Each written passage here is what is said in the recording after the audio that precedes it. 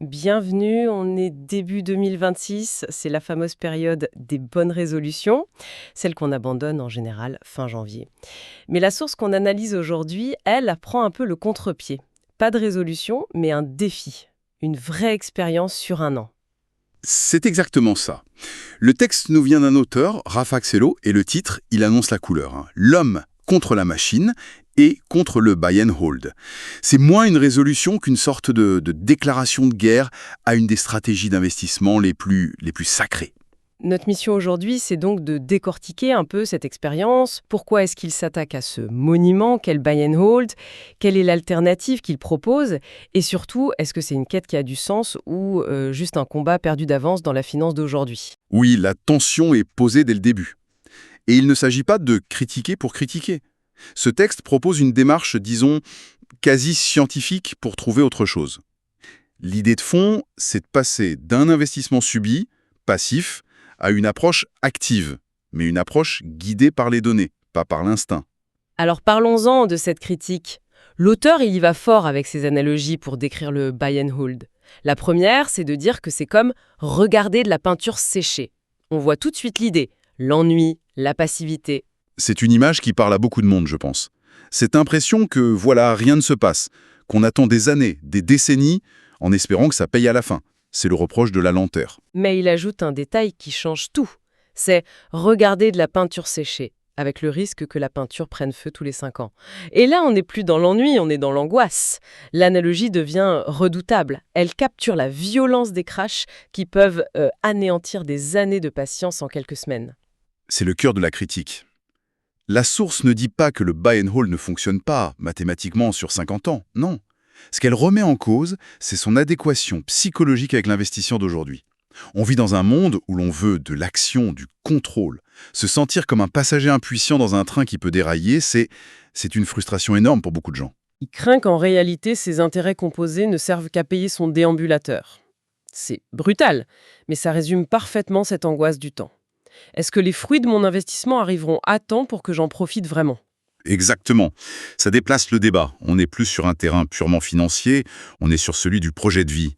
La question n'est plus est-ce que la méthode est bonne, mais est-ce que la méthode est bonne pour moi, dans mon calendrier? Cette impatience, ce désir d'optimiser le temps, ce n'est pas juste un caprice. C'est le reflet de notre culture qui valorise l'efficacité, l'action. On ne veut plus seulement un retour sur investissement, on veut un retour sur le temps investi. La critique est vraiment violente. Mais bon, critiquer, c'est facile. Quelle est l'alternative qu'il met sur la table? Il ne va pas juste se plaindre pendant un an, j'imagine. Non, non. Et c'est là que le projet devient vraiment intéressant. Il pose la question à $1 million, comme il dit. Peut-on surfer sur la tendance, le trend, sans se manger le mur en utilisant les stats? C'est le point de départ de toute l'expérience. L'alternative, en fait, c'est de remplacer l'espoir passif par une chasse active, mais une chasse avec des outils de précision. D'accord, une chasse à la tendance. Mais concrètement, le plan de bataille, c'est quoi? Comment est-ce que cette expérience 2026 est structurée? Parce que ça pourrait vite devenir un chaos de tests dans tous les sens. Ah non, c'est tout au contraire. Le protocole est très, très rigoureux. Chaque mois, il s'engage à prendre une nouvelle méthode de détection de tendance, à la coder et à la backtester de manière intensive. Backtester, ça veut dire la tester sur des données du passé pour voir comment elle aurait fonctionné. C'est ça, précisément. On simule les ordres d'achat, de vente que l'algorithme aurait passés sur les 10-20 dernières années, et on regarde le résultat. Et le juge de paix, c'est la comparaison. Chaque mois, la performance de l'algo est comparée à celle du buy and hold sur la même période. Stratégie qu'il surnomme d'ailleurs, avec malice, la stratégie de l'autruche. Tous les sens. Il parle d'un mélange de classiques poussiéreux, de théorie du chaos et de technologie futuriste. Est-ce qu'on ne risque pas de se perdre là-dedans? On a l'impression qu'il jette tout contre le mieux pour voir ce qui colle. On pourrait le penser, mais je le vois différemment. Je vois ça comme une exploration systématique.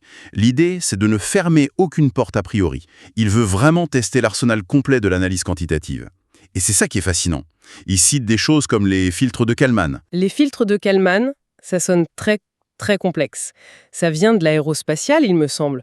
En une phrase, ça sert à quoi pour un investisseur? Alors, imaginez que vous essayez de suivre un avion dans le brouillard. Vos données radar sont bruitées, imparfaites. Le filtre de Kalman, c'est l'algorithme qui va calculer la trajectoire la plus probable de l'avion, malgré ce brouillard. En finance, le brouillard, c'est la volatilité. Et l'avion, c'est la vraie tendance de fond du marché. C'est un outil pour extraire un signal clair du bruit. D'accord, l'analogie est très parlante. Il mentionne aussi les réseaux de neurones. Là, on est en pleine intelligence artificielle. C'est un peu la même logique. C'est encore un cran au-dessus. Un réseau de neurones, c'est comme un mini-cerveau digital qu'on va entraîner sur des milliers de données du marché. On lui montre des configurations passées et on lui dit « là, ça a monté » ou « là, ça a baissé ». À force, il apprend à reconnaître des schémas, des patterns très subtils que l'œil humain ne verrait jamais. Pour tenter d'anticiper la suite, il ne suit pas une règle fixe, il apprend. Et mon détail préféré, il parle même, avec humour j'espère, de tester des théories basées sur les crues du Nil. Que ce soit une blague ou pas, ça illustre bien l'esprit du projet. Cette quête de la tendance, du pattern, elle est universelle. Depuis l'Égypte ancienne, on essaie de trouver des cycles dans la nature pour prédire les récoltes. Bah là, on essaie de trouver des cycles dans les données financières pour prédire la prochaine récolte boursière.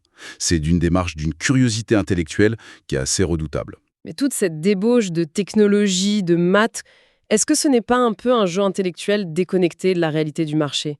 Au fond, est-ce qu'on a vraiment besoin de tout ça? C'est là que le fact-check de la source est crucial. Il nous ramène brutalement à la réalité de 2026. L'auteur cite une statistique de JP Morgan. Environ 80% des volumes d'échanges sur les marchés américains sont réalisés par des algorithmes. 80%, c'est énorme.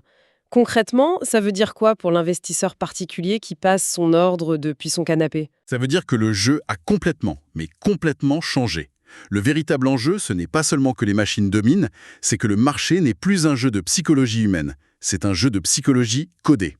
Les crashs, les rallyes, ce ne sont plus seulement des vagues de peur ou d'euphorie humaine, ce sont des cascades d'ordre déclenchées par des conditions préprogrammées dans des milliers d'algos.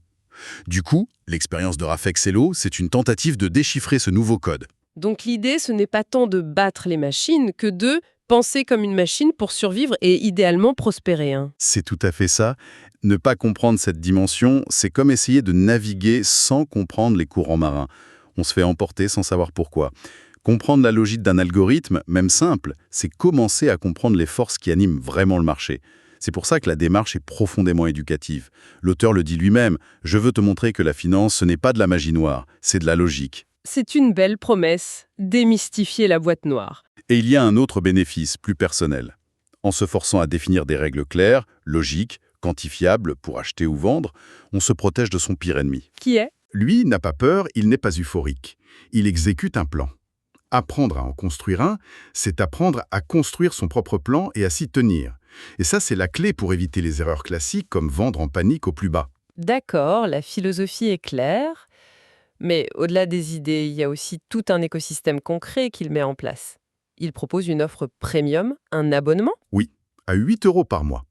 Le projet a un modèle économique. Attendez, un abonnement à 8 € par mois pour des codes qui sont censés permettre de braquer les marchés légalement, ça sonne un peu comme une énième formation miracle qu'on voit partout sur Internet, non? Qu'est-ce qui distingue cette démarche d'une promesse de richesse rapide? C'est une excellente question. Et la distinction elle est cruciale. Il ne vend pas une formule magique. Il vend le processus d'apprentissage et les outils. Le message, ce n'est pas « copier mon code et devenir riche », c'est plutôt « voici le code, comprenez comment il fonctionne, testez-le vous-même et apprenez la logique derrière ». L'abonnement, il donne accès au code en Python, aux analyses, au classement des algos. La valeur, elle est dans l'éducation et la transparence, pas dans la promesse de gain. La comparaison qu'il utilise est assez directe. Il met en balance son abonnement avec celui de Netflix. Il dit, en substance, entre regarder la saison 5 de Stranger Things et apprendre comment les marchés fonctionnent vraiment, le choix est vite fait. C'est une façon de positionner son offre comme un investissement. C'est très habile parce que ça cadre la dépense non pas comme un coût, mais comme un investissement sur soi-même. Et c'est une illustration parfaite de la manière dont le savoir financier se transmet aujourd'hui. On sort du cadre institutionnel des banques pour entrer dans l'ère du coaching, du créateur de contenu spécialisé, qui bâtit une communauté. Et pour que cette communauté puisse expérimenter, il recommande des outils, notamment la plateforme XTB avec un compte démo. Il insiste beaucoup là-dessus. Et c'est un point fondamental qui renforce la crédibilité. L'insistance sur le compte démo, sur l'argent virtuel, c'est la preuve que l'objectif premier n'est pas de pousser les gens à risquer leur capital. C'est de leur fournir un labo d'expérimentation, un environnement sécurisé pour apprendre, tester, se tromper, pour comprendre les mécanismes avant, éventuellement, de passer à l'action avec de l'argent réel. Bon, si on récapitule, On part d'une critique assez acerbe du buy and hold, vue comme une stratégie passive et psychologiquement éprouvante. Face à ça, on a la proposition d'une expérience d'1 an, à tester méthodiquement une douzaine d'algorithmes pour voir s'il est possible de suivre la tendance de manière plus active, plus contrôlée. Exactement. Et tout ça dans le contexte d'un marché qui est déjà un terrain de jeu pour les machines. L'idée, c'est de donner à l'humain les outils et la logique des machines pour ne pas être complètement dépassé. Et pour ceux qui seraient tentés par l'aventure, il annonce la couleur. La toute première méthode qu'il va mettre sur le grill s'appelle l'exposant de Hurst. Encore un nom qui ne parle pas à tout le monde. C'est un choix de départ qui est fascinant. L'exposant de Hurst, pour faire simple, c'est un outil statistique qui essaye de répondre à une question fondamentale. Est-ce le marché a-t-il une mémoire? Autrement dit, est-ce qu'une hausse aujourd'hui augmente la probabilité d'une hausse demain? C'est ce qu'on appelle un comportement persistant, tendanciel. Ou est-ce qu'une hausse rend plus probable une baisse le lendemain, ce qui serait un retour à la moyenne? Ou enfin, est-ce que tout est purement aléatoire? C'est la question de base pour savoir s'il y a même une tendance à chasser, en fait. Précisément. C'est une excellente façon de commencer. Avant de chercher la tendance, demandons-nous si elle existe, statistiquement. C'est très malin comme point de départ. Pour finir, le texte se termine sur une question qui, je trouve, dépasse largement le cadre de la finance. L'auteur a mis en place un sondage. Oui, une question simple, mais très très profonde. Es-tu prêt à laisser un robot gérer tes économies? Et les réponses possibles sont éclairantes. Oui, si l'algo est meilleur que moi. Non, je préfère faire mes propres erreurs. Et l'option humoristique, je suis juste là pour voir si tu vas exploser ton compte. Cette deuxième réponse, non, je préfère faire mes propres erreurs, elle est fascinante. Elle est au cœur d'un des plus grands débats de notre époque. Face à des algorithmes qui sont potentiellement plus performants, que ce soit pour gérer un portefeuille, diagnostiquer une maladie ou conduire une voiture, quel rôle est-ce qu'on veut garder? Est-ce que la décision finale doit toujours reposer sur la pure performance? Ou est-ce que le contrôle, l'autonomie et même le droit de se tromper par soi-même ont une valeur intrinsèque qu'on n'est pas prêt à abandonner? La source nous laisse avec cette question, et elle résonne bien au-delà de nos comptes en banque.